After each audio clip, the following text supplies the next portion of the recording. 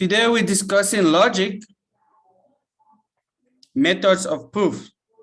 So the method of proof we're going to look at direct proof, proof by cases, proof by contradiction, proof by contraposition, and then we're going to see disproof by counterexample. If you remember well, we did an example where I said that if a statement is false, to prove that it's false, you just need to give one example that makes it false. We call it disproof by counterexample, right?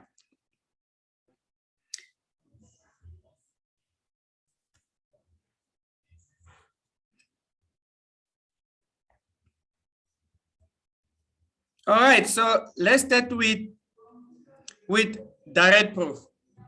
All right, so they say most mathematical theorems are stated as implication. All right, so majority of the time, if they give you a term, it will be stated as implication. That is A implies B. So we say hypothesis A is given, which implies some conclusion B. So you treat A as some hypothesis, and then the conclusion there is B. All right. For example, they say if X and Y are positive numbers, then the product XY is positive. You see, so there your hypothesis there. So your first statement is X and Y are positive. Then your conclusion is that XY also has to be positive. All right.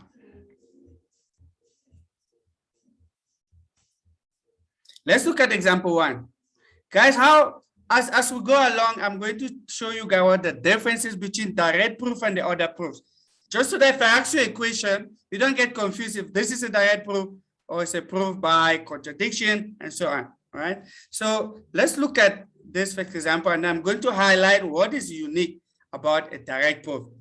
They say suppose X and Y are real numbers. So they tell you that X and Y are real numbers such that they give you 2x plus y equals to 1, and then they give you x minus y equals to minus 4.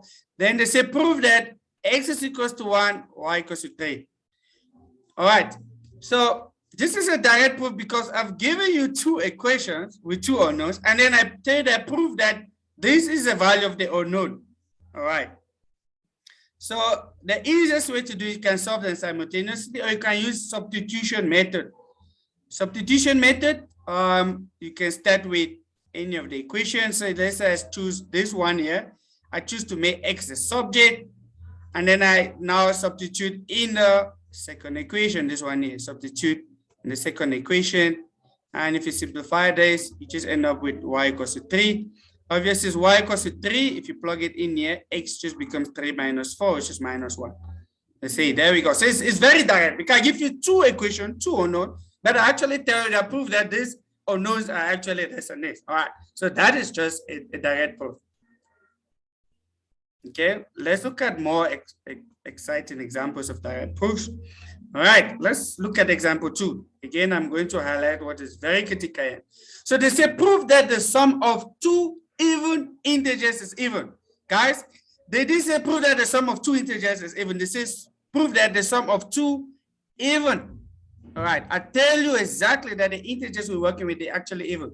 So prove that the sum of 2 even integers is even. All right, how do you do that? You can let x and y be those 2 even numbers. So x and y to be the 2 numbers. Obviously, what does the word being an even integer mean? It means x equals to some 2n, right? So we're looking at multiples of 2, but then you need to specify, very important, this piece here. I know most of you would throw this away. You need to specify n has to be element of integer for this statement to be true. All right, so x equals to 2n, where n is an element of integer. We're trying to say that x is an even number.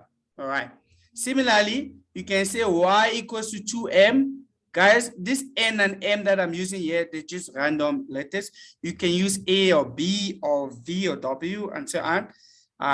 Choose any letter that actually works for you, but make sure you specify that m also is an element of integer. Only when this condition is satisfied will this mean that y is an even number. All right. Now they say you want to show that the sum is also even. So what is x plus y? Obviously, it's just 2n plus 2m.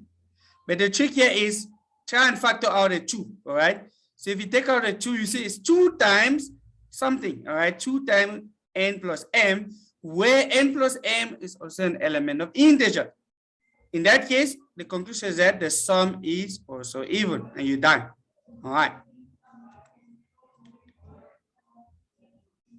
All right, someone say, why not x mod 2 equals to 0 and y mod 2 equals to 0?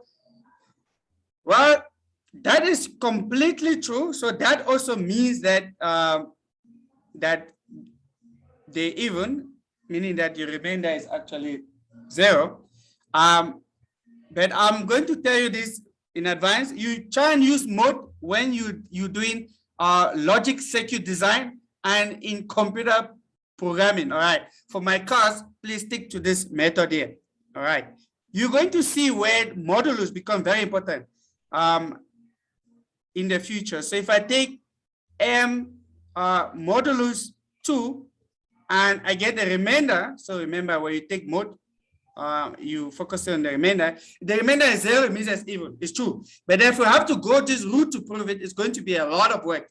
So the easiest way to actually do it is just to say that let x just be equal to some 2n, where n there is an integer. This is always true. It means that this means that x will always be an even integer. Similarly, if you say y equals to 2m, where m is an integer, it means that y will always be an even integer. All right. If there's no other question, I'm just going to proceed to the next example. Now let's look at proof by cases. Now you're going to notice a similarity between the example that we did before and example 3, all right? But guys, I'm going to explain what is the difference. Remember, the goal is to make sure that when you get these questions in my test, you use the correct proof. Because if you prove something using the wrong proof method, you automatically get a 0. You don't even get half a mark. You get a 0. So I need to make sure that you use the correct proof method. All right. This is sometimes a direct argument is simplified by dividing it into a number of cases. Each of these cases must then lead to the wanted conclusion. So I start with an argument. I choose to split this argument into different number of cases. We can call that case 1, we can call that case 2. But at the end of the day, both of these two cases, they must lead to the same conclusion. All right, that's the goal. I take a problem, I split it into different cases, but I make sure that each of those cases give me the same conclusion. Then at the end, I can conclude that the conclusion for A is also equals to C. All right, so let's see how that works. They say use proof by cases. Okay, in this case, I told you exactly what proof you need to use. Use proof by cases, but take note, I will never tell you to use proof by cases in my test. I'll just say proof, all right? So yeah, they say use proof by cases to prove that for any integer n, so for any integer n, they say n squared plus n is even. Now, if you notice, it sounds almost like the example that we did, right? But there is a difference. In the previous example, I told you that the sum of two even integers. You see, I tell you exactly that those integers are actually even. And if you sum them, your output needs to be even. In this case, I'm telling you that prove that for any integer n. So in this case, you're not sure. There is some doubt. There's a question mark there. You say for any integer n, you know already that it can either be even or it can actually be odd, right?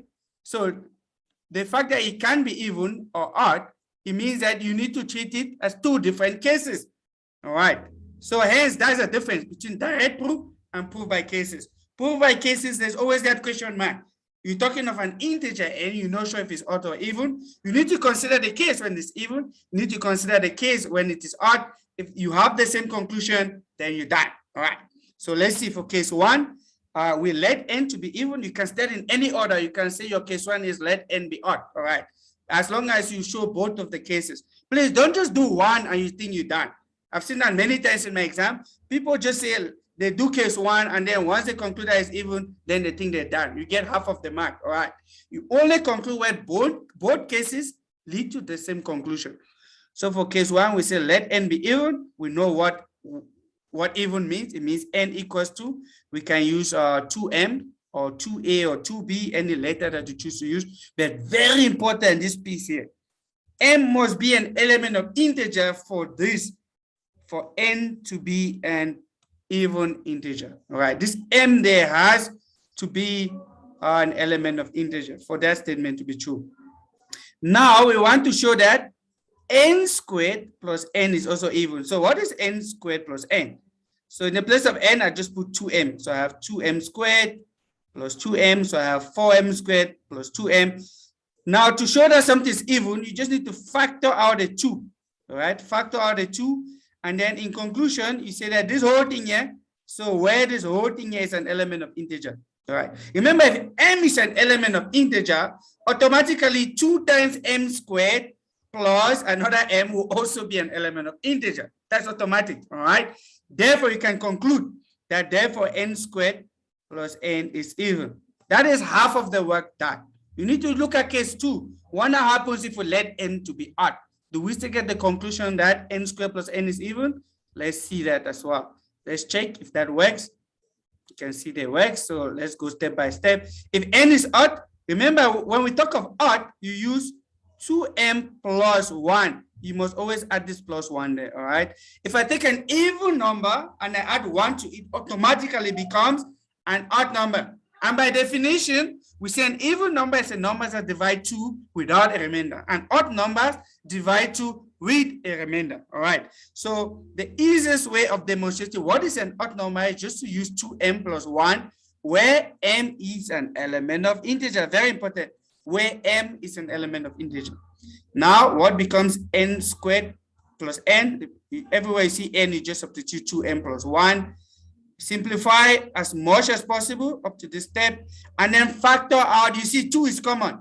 Once you see that there's a 2 common, it means yes, you've done the right work. If you do yours and 2 is not common, therefore there is a mistake. All right, so it means that you made a mistake. You can see that 2 is common. If I take out 2, I have 2 into 2m squared plus 10 plus 1, and then tell me that this whole thing here in bracket is also an element of integer. Therefore n squared plus n is even, and you're done. All right, you're done. You've proven that both cases, your conclusion is even. Therefore, you can generalize that for every integer n, n squared plus n is even. All right, I hope everyone is happy with this example.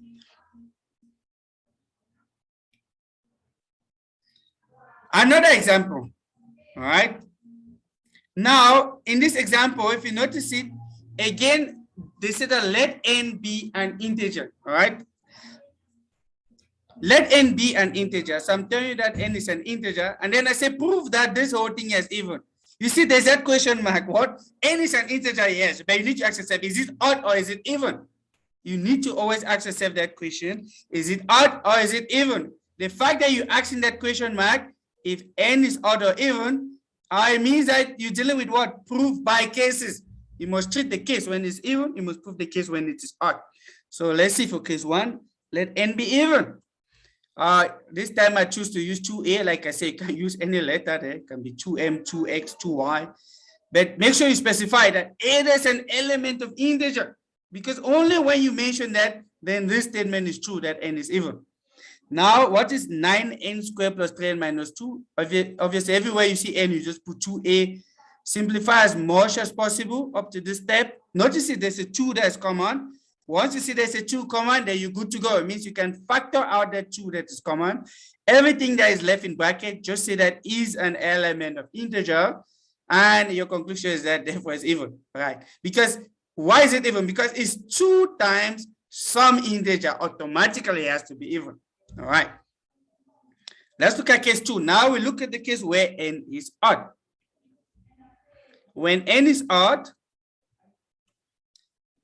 we now know what odd stands for, right? You just need to add that plus 1. Guys, don't forget the plus 1, all right? When n is odd, you say n is 2a plus 1. You must always include the plus 1 there to show that it's odd. Again, a is an element of integer. That is the condition for n to be odd. And then what happens when I simplify 9n squared plus 10 minus 2? Everywhere you see n, just put 2a plus 1. Simplify carefully as much as possible, and then factor out a common 2, and then say that everything in brackets is an element of integer, then you're done. It's even. Once you do this, you get your full marks. All right. Most of you guys tend to get full marks when it comes to this question. Some people just use the wrong proof method and they get a 0. All right. And then don't force things. Guys, don't first thing, some people, they do wrong mathematics. They notice that there's no 2 that is common. Then they kind of force numbers in just to make sure there's a 2 that is common. I do that. I will see that, all right? I know you guys do that, so I will check step by step to make sure your additions are correct. And if I see those little manipulation, you will see me do something like this, put a question mark there, and then I just make it wrong. All right, so make sure you check your calculations thoroughly. Now let's look at proof by contradiction. All right, what is the idea about contradiction? So I give you a statement. So they say in some cases, a direct proof of a statement A is very difficult. All right, so we do not know how to begin. So I give you a proof, you have no idea where to start, all right? In such a case, one approach is to, first of all, assume that the conclusion is false. And then if you can prove that, that your assumption you made is wrong, therefore your initial statement is actually true. I don't know if that makes sense. That actually works with the principle of double negation. So for example, let me just use A for example. Let's say A is our statement, right? I tell you that A is true. For example, I tell you that A is true. Now, first you need to do is to assume. So your first step there is to assume that A is actually false. So you assume that A is false, all right? Once you assume that A is false, then try and prove that this statement is false. So your goal now is to prove, step 2 is to prove that this whole assumption that you make in step 1 is actually false, all right?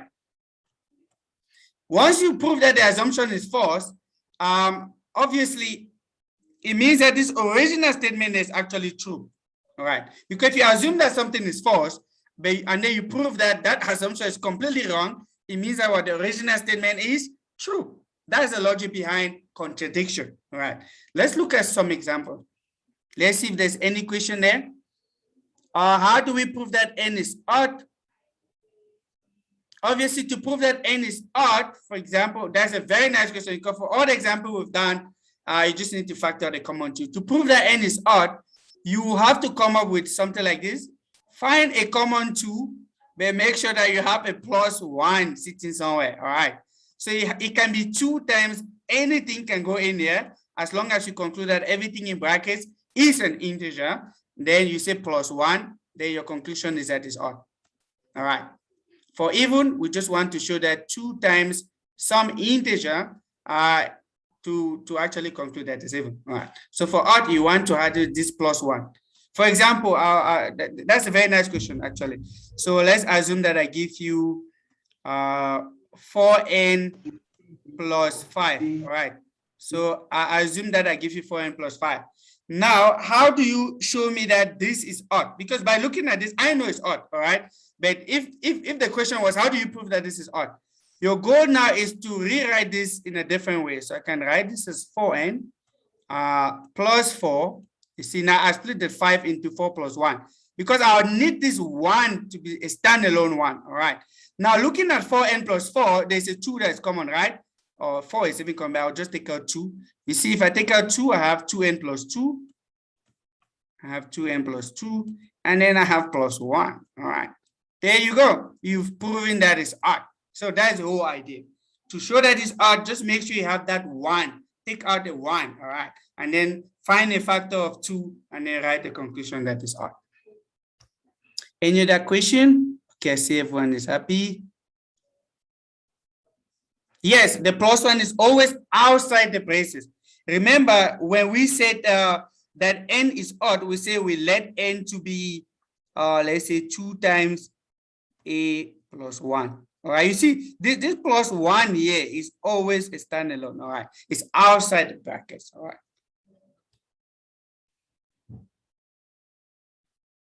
Yes, if it's odd, you should always have a factor. So after taking out that 1, the rest of the factor, you should be able to take out 2 from everything that is actually left.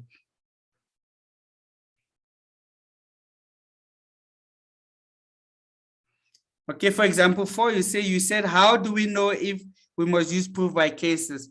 Guys, I've mentioned that already. They talked about for every integer n. Then they gave you some equation there, then they say it's even or odd. The fact that they didn't tell you if that n that they're referring to is odd or even, it means I need to test both cases. So it's proved by cases automatically. You need to test when it's odd or it's even. But if I tell you that for some even integer n, prove that n squared plus n is even, automatically you know it's a direct proof. All right. Proof by cases is when I generalize. I say for some integer n, prove that maybe n squared plus n is even. Therefore, you need to now look at the case where n is actually odd and when n is even. All right. I hope everyone is happy.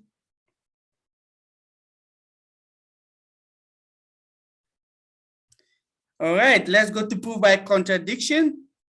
So this is where you need to pay attention, because I think for direct proof and proof by cases, you guys normally do very well. When it comes to the rest of the proofs, I don't know what normally happens. But I'll go slowly so that everyone is happy.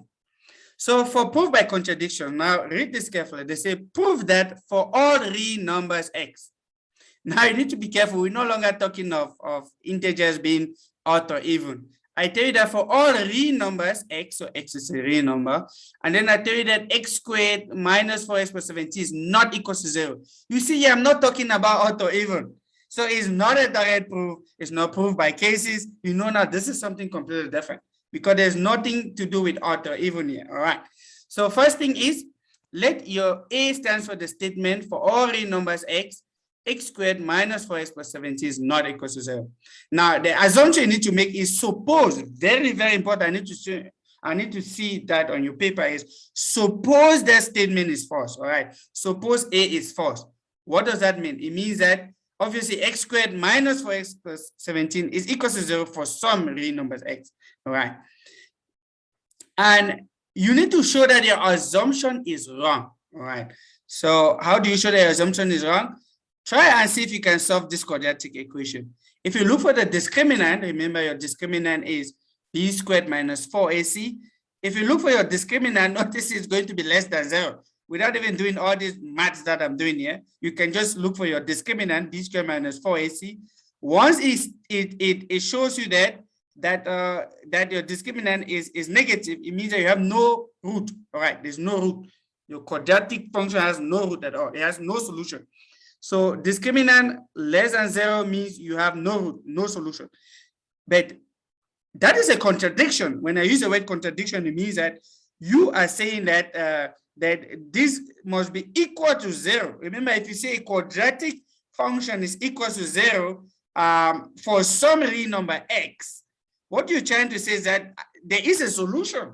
All right, there is a solution to the quadratic function. But now you, in the process of trying to solve it, you notice that there's no solution, because if you try to solve it, you notice that you get square root of a negative number. So if you try to solve this, you end up with root of x minus 2 being equals to plus or minus square root of minus 30, which is not possible, right? So your conclusion is that this is a contradiction. Hence, your assumption that A is false is wrong. There we go. So your assumption that A is false is wrong. Therefore, your original statement is true.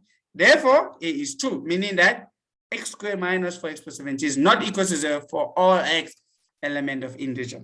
All right. So this is a tricky one. You need to spend time practice so that you get very comfortable. All right. Someone say I should zoom in a bit. I guess some people can see what I'm doing. I'll zoom in just now. All right, I hope that is better now. That should be 100%. Example 6.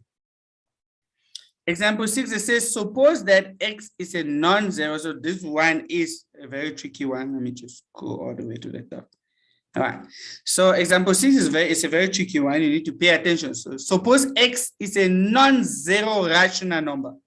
Remember, rational number by definition is given as P over Q, where P and Q are integers and Q is not equal to 0. That is the definition of a rational number.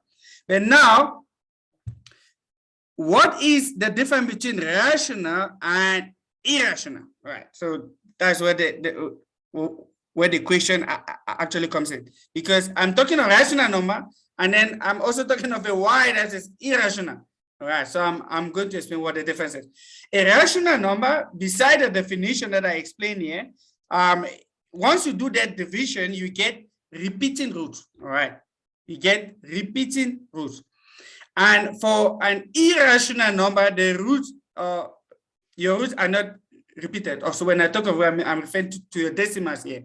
So, for example, if I give you pi, you know already pi, you don't get repeated, 3.1415 and so on. It doesn't repeat. All right. So pi, you have something like this, 3.1415. You see, it actually changes. And you have something like 9.2 and so on. All right. So it doesn't repeat. So something like this we say is irrational. Irrational means the decimals are not repeated. They change forever. But for a rational number, the decimals, they repeat. For example, let's use the easiest one, which is 1/2 is half, right? Half, you know, is going to stop at some point, just 0.5, and then you have 0, 0, 0. You see, so the 0 that is repeated, all right?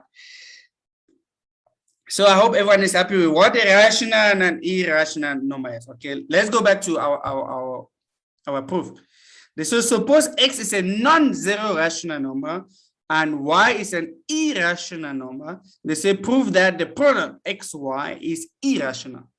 All right. So the easiest way to do this, guys, to save yourself, is to always let P or Q to be the different parts of your statement. All right. So I let A to be x is non-zero rational number, y is an irrational number, and then I let B to be xy is irrational. The proof that we're trying to do is A implies B, right? We're saying that if this whole thing here is true, then the conclusion is that xy is irrational, right? So it's A implies B. Now you want to suppose, remember we're still proving by contradiction. You want to suppose that A implies B is false. So you want to, you are assuming that that statement is false. So, and then you need to show that that assumption is wrong, all right? So suppose A implies B is false. What does that mean? So that is, you say that there are numbers x and y such that x is rational, y is irrational, but xy is rational. All right. Remember, we say proof by contradiction. You make an assumption that the conclusion is false. And the conclusion here is that xy is irrational. All right. You make an assumption that that conclusion is false. What does that conclusion being false mean? It means that xy is actually rational, right? So from irrational, if we say it's false, it means that xy is rational. All right. If everyone is happy up to that step, just go up so that we now go into the proof. So the first thing here is you say x is rational. I've already explained what rational is. It means x can be written at k over l. You can use a over b if you want, but k and l has to be integers, and l must not be equal to 0 because you can't divide by 0. Similarly, if you say xy is rational, because remember your conclusion is that xy has to be rational. That's your conclusion. Xy rational also means that xy can be written as m over n, where m and n are integers, and the bottom cannot be 0. It means n cannot be equal to 0. From this second one here, if you try to make y the subject, all right, let's try and make y the subject. If you make y the subject, you have m over n times 1 over x, but we know exactly what x is. X is k over l. If you substitute that, what do you get? You get y is ml divided by n times k. And you know that n cannot be 0, k cannot be 0. What's the conclusion here, guys? Everyone knows what the conclusion is, right? Y is also a rational number. Do you see this? Because m, l, n, and k, they're all integers. Integer divided by an integer makes it a rational number, all right? So you say that y is rational, but that is a contradiction. Remember, that's a contradiction. Because if you go up here, the assumption, remember, when you say suppose that implication is false, you're trying to show that given these two previous conditions that x is rational, y is irrational, I want xy to be rational. All right. I've used x is rational, I've used xy as rational, but y is supposed to be what? Irrational. But our conclusion here is that y is actually rational. All right. So that is a contradiction. Because it's a contradiction, it means that our assumption is false. So your assumption is wrong. Therefore, your original statement is true. And you're done. That is proof by contradiction. You have all your full marks. All right. Are there any questions regarding proof by contradiction? I see there's a question there. What would be my conclusion if then my assumptions were right? Okay, if your assumption is right, therefore, I'm just thinking of the right word to actually use here. Therefore, you didn't read carefully, because I'm telling you that proof that this is this. You cannot tell me otherwise. I already told you that something is true. You understand? You cannot prove that it is false. So if I say prove that A is true on your paper, and then you tell me that A is false, therefore you are not, you have no idea what logic is. All right. I already told you what the proof is. Prove that this equal to this. It means that your conclusion should be that what I said is actually true. All right. It cannot be the other way. I hope that makes sense now.